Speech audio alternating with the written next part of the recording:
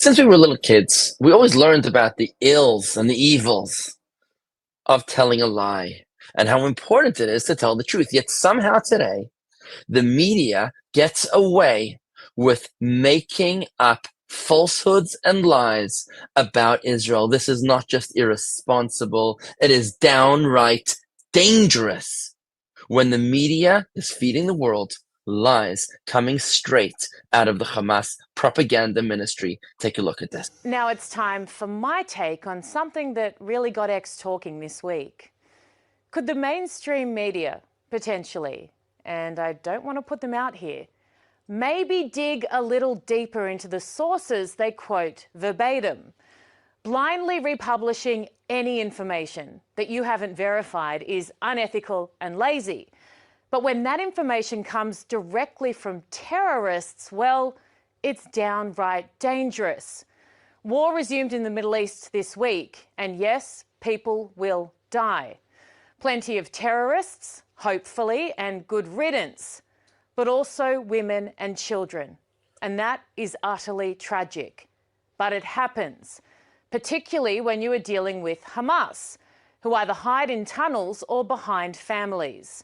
So when these same people who filmed themselves slaughtering over 1,200 innocent people on October 7, while simultaneously taking hostages, including 2 babies they then killed, when they release numbers of those killed and the demographic before it would be humanly possible to know, then maybe exercise a little skepticism. I don't want to throw you here. All I'm saying is maybe, just maybe, the same group of savages who burnt 3 children alive in a room and laughed don't necessarily value nor tell the truth. More media outlets than I could count this week reported as fact numbers of those killed directly from Hamas. Some even repeating again as fact that it was, and I quote, mostly women and children. Urban warfare expert John Spencer with the following take. And poof, international media returns to reporting civilian casualty numbers provided by the Hamas Gaza Health Ministry, who can determine casualty numbers in minutes and hours with no caveats of sources, descriptions of methods of counting, distinction of combatant versus non-combatant, or context of cause of death, etc., etc. Now, Reuters, whose job it is, by the way, to feed thousands of media outlets and millions of consumers around the world their information, a trusted source apparently, sent this alert. Israeli strikes kill 326 in Gaza, collapsing ceasefire with Hamas. Not even a caveat, like according to Hamas in this alert. And collapsing the ceasefire? That was collapsed by the terrorists when, and I quote, acting US Ambassador to the United Nations, Dorothy Shea, says, the brutal terrorist organisation refused every proposal and deadline they've been presented with over the past weeks. The blame for the resumption of hostilities lies solely with Hamas. Now, I myself would go further. The blame for this entire sorry saga lies solely with Hamas. The blame for every single child killed in Gaza lies solely with Hamas. Can we all please stop pretending like there are 2 legitimate sides in this war who are maybe having a fight or a dispute over land? That is not the case.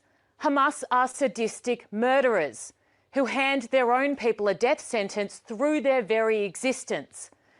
If those who purport to care about children dying in Gaza, and that should be every single human being, could wake up and realise who their real enemy is, then that would go a long way towards saving them.